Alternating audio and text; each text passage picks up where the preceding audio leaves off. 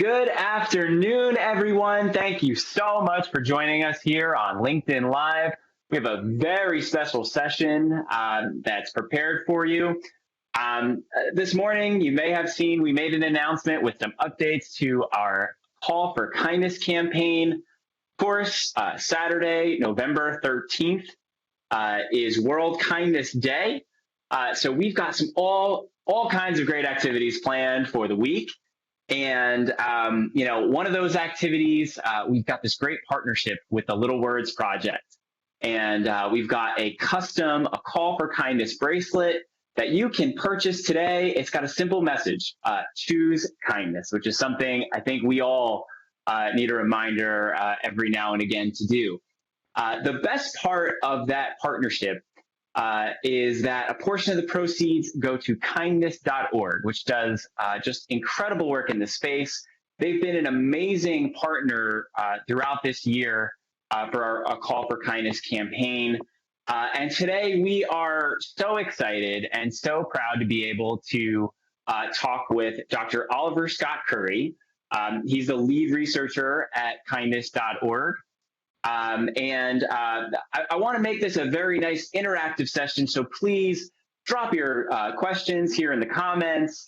We're going to talk all things kindness. So, Dr. Curry, thanks again for joining us. And if you can give us a little bit of background, and I know you've prepared a really great presentation for us today.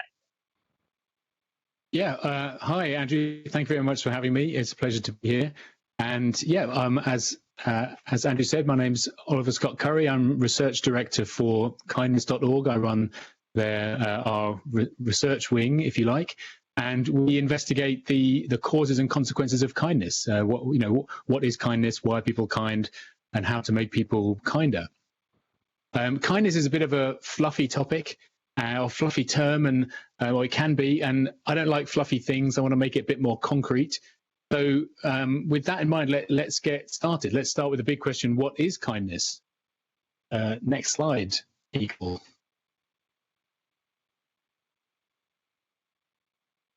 So we think of kindness in terms of the ABCs, or maybe if we're feeling ambitious, the ABCDEs of kindness. So kindness is action intended to benefit others, usually at some cost to the actor, done deliberately and motivated by emotions such as empathy or compassion or tolerance or courage. And we recognize that kindness comes in many different shapes and sizes. Kindness can be an act of altruism, of bravery, of duty, of forgiveness, of gratitude, of honesty, across the whole range. The second thing we know, slide please, is that humans are a very kind species. Not everyone all the time, but most people most of the time. We know that kindness is evolutionarily ancient. We have evidence of kindness from prehistory. For example, we found the skeletons of Neanderthals who lived to a ripe old age, despite having evidence of a debilitating injury when they were young. This shows that people were looking after each other, helping each other get through life tens of thousands of years ago. We know that kindness has a genetic basis. About a third of the differences between people in how kind they are due to differences in their genes. And there's some evidence that different genes influence different aspects of kindness, influence your sense of fairness, or your sense of reciprocity, or your love for your family. We know that kindness emerges early in infants. Some experiments have shown that children as young as 2 years old will spontaneously help strangers if they see them struggling to open the door or picking up an object that they've dropped. There's tons of behavioral experiments that show that most people do the right thing most of the time. In one recent study, experimenters left wallets in capitals all around the world. And to their surprise, most of these wallets with the information of the owner in them, and to their surprise, most of these wallets were returned in most places. And the more money that was in the wallet, the more likely the wallet was to be returned. It's as if the finder knew that this was even more valuable to the recipient and was more motivated to return it. We also know that kindness is a cross-cultural universal, exhibited and celebrated in cultures all around the world. Next slide, please. So how could this be? What explains human kindness? Why are people kind? Where does this stuff come from? Well, the simple answer is that humans are social animals. Humans and their ancestors have lived together in social groups for millions of years, and throughout that time they've relied on one another to survive and thrive. And kindness, in all its different forms, is a way of kickstarting and maintaining those supportive social relationships. Once upon a time, it was difficult to explain why any animals, including us, were ever nice to each other. But now the situation's changed. Now we've got loads of different theories that explain loads of different types of kindness. We can explain why animals like us love and care for our families, why we make friends and act to gain a trustworthy reputation, and why we do heroic feats that get an admiration of our peers. So it seems so now the problem is really just trying to pick which theory explains which bit of kindness in any given case. But it seems like kindness is a deeply rooted part of human nature. Next slide, please. So as a result of that, kindness is good for you. So it's no problem to explain why, for example, eating or having sex is enjoyable, why people are motivated to do it. And it's exactly the same with kindness. Being kind is an investment in your social network, in your life support system, as it were. And when it goes right, we feel good about it. Plenty of experiments have shown that helping makes you happy. In some experiments, people are assigned to help others for a week or do things for themselves for a week. In other experiments, they're given, say, $10 and asked either to spend it on somebody else or to spend it on themselves. Contrary to the expectations of the participants in those experiments, people end up happier when they've helped somebody else rather than helping themselves. And there's plenty of corollaries of happiness, of why people feel good. Kindness has been shown to reduce stress, to reduce social anxiety, to reduce blood pressure, to boost your immune system. And kindness, in a behavioral context, kindness has been shown to gain this respect and status. Bad leaders rule by imposing costs on others. Good leaders lead by providing benefits for others, and that's recognized by their employees and colleagues. And if you needed, in case you needed any more incentive, it's also been shown that kindness is beautiful. Kindness is sexy. It's one of the most important traits that people look for in a partner. And that's been found to be the case all over the world. Next slide, please. But that's enough about you. What about the other people? What about the recipients of your kind act? Obviously, the recipients of kindness feel good as a result, feel happy at being helped. But kindness goes further than that. It also has a ripple effect. It's been shown that the recipients of the kind act are subsequently motivated to pay it forward, to perform a kind act for somebody else. And even observers, witnesses of your kind act who have nothing to do with the interaction are inspired and what's called elevated by witnessing this act of kindness and are more likely to do a kind act after the event. So kindness is there's a sort of multiplier effect that even one simple act of kindness helps you, helps the recipient, and ripples out, echoes through your social networks in your societies to make everything a little bit better.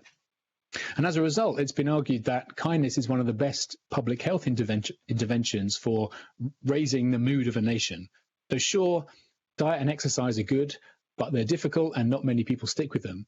But performing little acts of kindness is easy, and people are likely to do it, and it has a measurable effect on your mood, on the mood of a country.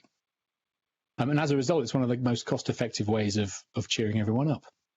So I like to think about it in terms of kindfulness is greater than mindfulness, because with mindfulness you make yourself feel good, but with kindfulness you make yourself feel good and somebody else. So it's kind of two for the price of one. So it's very good value for money. Next slide, please. So if that's the case, if kindness is so great, why aren't more people more kind more often? Why isn't everyone kind all the time? Well, we think there's at least 3 obstacles to people being kinder. Sometimes they lack information. They might want to do the right thing, but they don't quite know what to do and don't want to make a mistake. Secondly, they might know what to do, but they lack the incentive. They think it's going to be too difficult or that it won't really make very much difference. And third, they might fear being isolated. They might want to do the right thing, but they don't want to do it alone for fear of looking silly or being taken advantage of or being thought of as a sucker. So kindness.org teamed up with Verizon, next slide please, to try and overcome these obstacles. And to do that, we built Kindbase, a database of 1,000 acts of kindness. What did this involve? Well, to overcome the information problem, we scoured the research and scoured all the popular lists of kindness you can find to bring together all the best ideas that were out there for things that you could do for family, friends, colleagues, and strangers. We then we gathered together over 1,000 different acts of kindness. We then had these acts rated by a large sample of the public, over 8,000 people, on how costly they seemed to be, how beneficial they thought they were, and how kind these acts were. And we created a platform where, and to overcome the sense of isolation, we created a platform where people could come together, make a public pledge to perform an act of kindness, and share their experiences and see how everyone else was getting on. Next slide, please. So what did we find with this research? Well, at a very top level, we identified what people thought were the kindest of the kind acts out of these 1,000 or so possibilities. And not surprisingly, the kindest acts were all rather heroic, things like donating a kidney or saving someone from a burning building or intervening to stop a crime. So in a sense, it's reassuring that these acts did indeed bubble up to the top. But we can't all perform superheroics every day. So we filtered it down to look at some more everyday acts of kindness, which is on the next slide. So these are acts that you can't necessarily plan to save someone from a burning building, but you can. These are all acts that you can plan to do. You can wake up in the morning and choose one or other of these acts of kindness. And with these acts, we found some surprising things, in that the very kindest act, according to our survey, that you could perform was to surprise you. They were all relatively little things, like you could surprise a friend with your favorite things. You could check in with a family member and tell them how much they mean to you. You could give a colleague a lift to work, or you could give up your seat for a stranger on public transport. So these are surprisingly simple acts, but obviously very accessible acts, things that anyone can do any day of the week. And these are ones that people consider to be the kindest things you can do. So obviously, heroism's great, but the option isn't just heroism or do nothing. There's a whole range of acts in between, all of which have benefits. And the point is to pick something in the middle and work up. If we dig a bit deeper into the results, as we see on the next slide, we were interested in what makes an act kind. Not surprisingly, the best predictor of whether an act was thought of as kind was how beneficial it was to the recipient. So the more benefit, the kinder it was. We also found that the more costly the act was, the more effort it took, the kinder it was perceived to be. But on the one level, this is a little bit counterintuitive, because you'd think people would be motivated to do the sort of the easiest thing that makes the biggest impact. But we find that in order to be kind, people also want to show that they've invested a lot in the act, that the cost shows how much they care, and that serves a purpose too. We also found that cost and benefit only explain about half of the variation in how kind acts were. So there remains an elusive K factor that we haven't yet found to explain what else makes an act kind. Is it proximity? Is it you do it in public rather than private? Is it the emotional component of the act? All things that we hope to research in the future. Next slide. What we hope to do with all this information is essentially move away from just random acts of kindness to recommended acts of kindness. Recommended in the sense that with this information, we can find the acts that are the most beneficial or the most impactful or the easiest to do, and we can create sort of tailor-made recommendations for people that fit their specific, as it were, time budget, or how much money they have to donate, or how kind they are in the first place. And with that information, we want to make it easier for people to choose kindness and for their kindness to have the biggest impact possible. So head over to verizon.com/kindness, have a look at kindness.org/kindlab, have a browse of the different act suggestions there, take the pledge, find the act that's right for you, and give it a try. The science says you'll be glad you did. Thank you very much. Thank you so much, Oliver. Some amazing revelations, I feel like, in that research where, you know, I think for a lot of us, we knew that kindness is, you know, it's a good thing. It does make you feel good, but to see the science of it and to see not only the you know, the benefits, but the physical benefits of acts of kindness, I think that's you know, super fascinating. So, you know, World Kindness Day is coming up on Saturday, and I think for a lot of us, you know, at these times, this is when kindness becomes a little bit more top of mind, right? So if I'm watching and I want to keep kindness top of mind, or I want to be more kind, what are some ways or what are some steps that folks can take where, you know what, like, I want to be more kind, but sometimes I just forget, or it's hard to keep it top of mind? Like, what are some ways that we can just kind of keep kindness a little bit more top of mind throughout our day to day? Well, one simple thing is that it goes back to the point about choosing kindness. As we all know that feeling where you're walking past someone who needs help or needs something, and there's that little wiggle of uncertainty whether you're not quite sure, oh, shall I stop shall I get involved, or shall I just walk on by? And the general recommendation is that when you are on that sort of seesaw, you're not quite sure which way to go, err on the side of kindness. Just give it a try, and do give some money to the homeless person outside the store, or do stop and give directions to the person that needs it. Just take one step in that direction and see how you get on.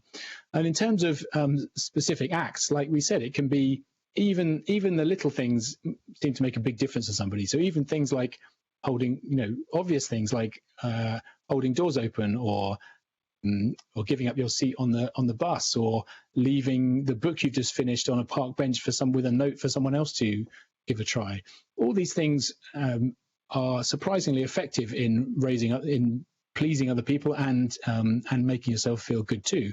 And you know, once you get hooked, there's, you know, sky's the limit. There's all kinds of amazing opportunities with the wonders of the World Wide Web to make a big difference to people all over the world. If you look, for example, at some of the effective charities, or Give Well or Give Directly and things like that. So there's a huge range of different opportunities. Another very simple one is which you can do all the time, is just listen. And what's sometimes called active listening. So when you're in a conversation, when somebody is talking to you, don't always be thinking about the next thing you're going to say or your similar story. Just slow down. Just cast everything out from your mind apart from listening to what the other person is telling you, and give them space to carry on when they've finished. You might find you learn more and they get more off their chest. Excellent. That's great info. So we've got a couple questions rolling in. We'll start with Dave. Dave wants to know, he says the research is really interesting, but is there any information on whether the pandemic has made us more or less kind?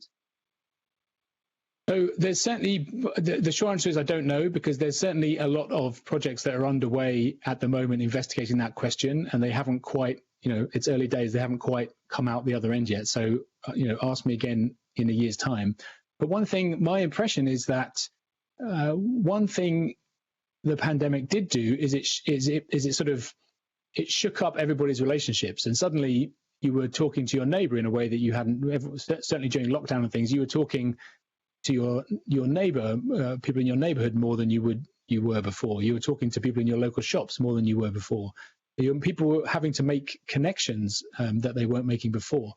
And in that context, I think a lot of people have rediscovered the power of kindness, both in terms of being helped out by people who didn't think they would help them, but also obviously in encountering opportunities to help where it wasn't necessary before, or you didn't even know that that person existed. So my impression is that it's the pandemic has certainly brought out the best in a lot of people, and it's shaken things up and created opportunities for new, like I was saying, for kickstarting new relationships.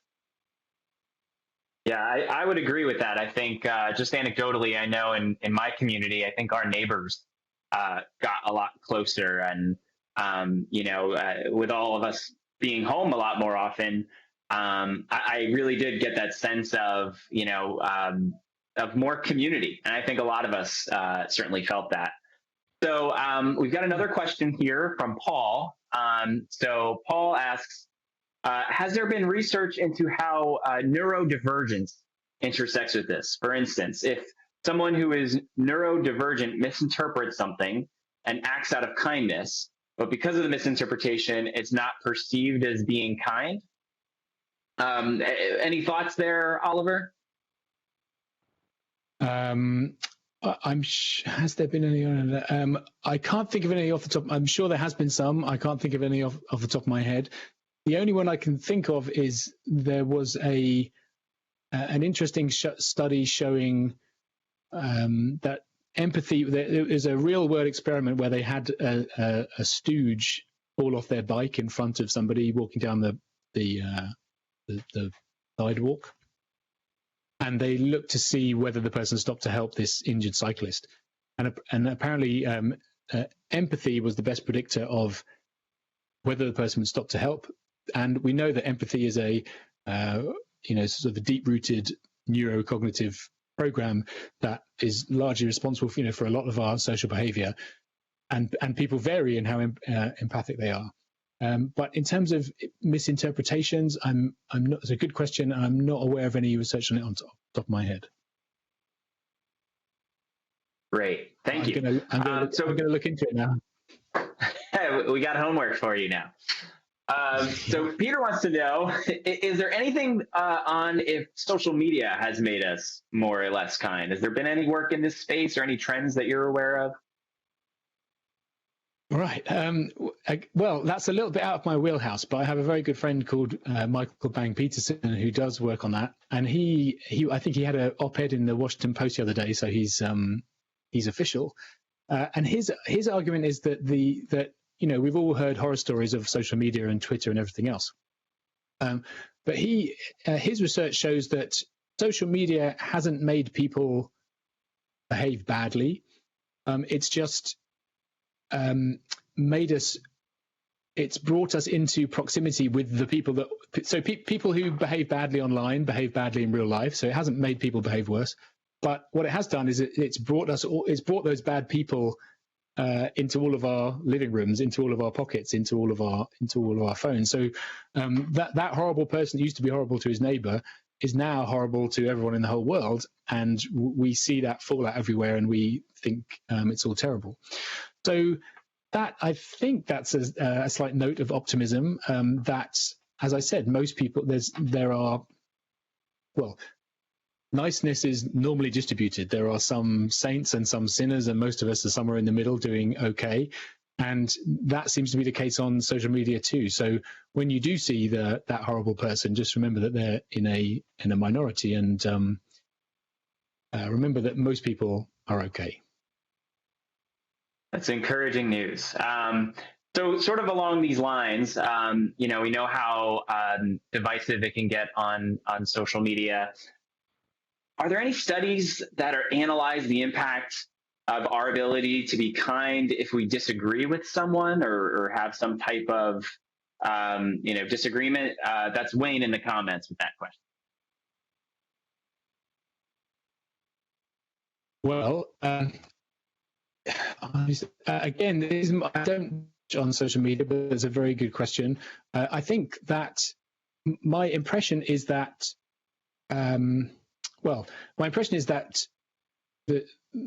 certainly there are studies that show that if you listen charitably, and rather than twisting someone's words in the worst possible way, you try and give an opportunity to articulate what they're trying to say in the best possible way, That's a good principle, and that's only for the good, and that can tend to help.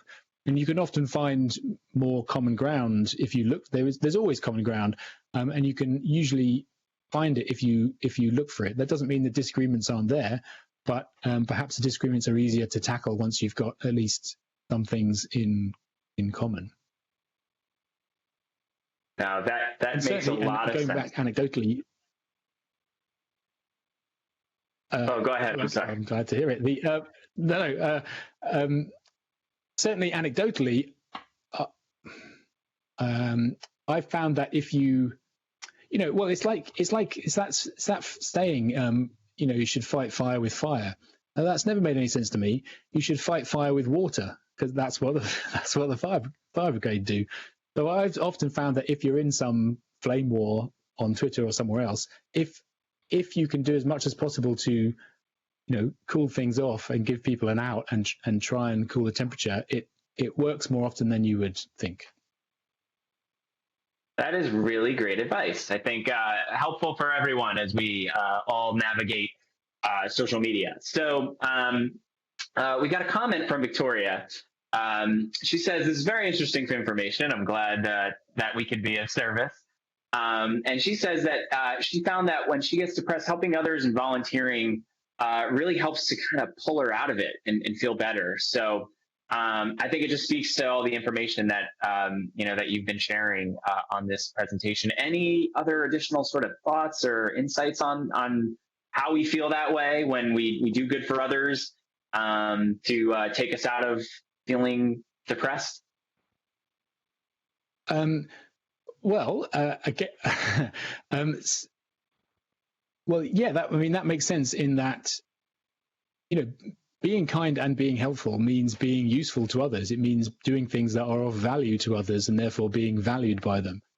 So it would make perfect sense that to help others and to feel like you're making a difference, to feel useful, to feel valuable can only be for the good.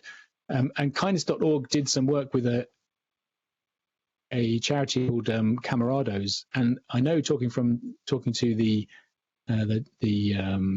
director that was certainly his philosophy, that if he was dealing with someone with mental health problems or social problems or financial problems or whatever it was, aside from everything else, he found that the sort of the best way to help them was to give them the opportunity to help somebody else. And in doing that, whatever sort of funk they were in, they found that empowering. They found that gained some self-respect, and then that helped them deal with whatever other problems they were dealing with. So yeah, it's a virtuous circle. Fantastic. So it looks like we're coming to the close of our half an hour. That absolutely flew. This was a tremendous session, though. Thank you so much, Oliver, for the information. For folks who want to learn more about all the amazing work that Oliver and kindness.org does, you can visit kindness.org. And to learn more about the Call for Kindness campaign, you can go to verizon.com/kindness. We've been spreading kindness all year. It really has been an amazing campaign to be a part of, and kindness.org has been an amazing partner. We want to thank our 21 partners who have been along for the ride on this journey. It's going to be something we're continue to commit to, and especially please make sure you check out these great bracelets. I can kind of show you on here. Again, that's a partnership with Little Words Project. The message, choose kindness, which is just a great message. So thank you all so much for joining. And until next time, you're up to speed.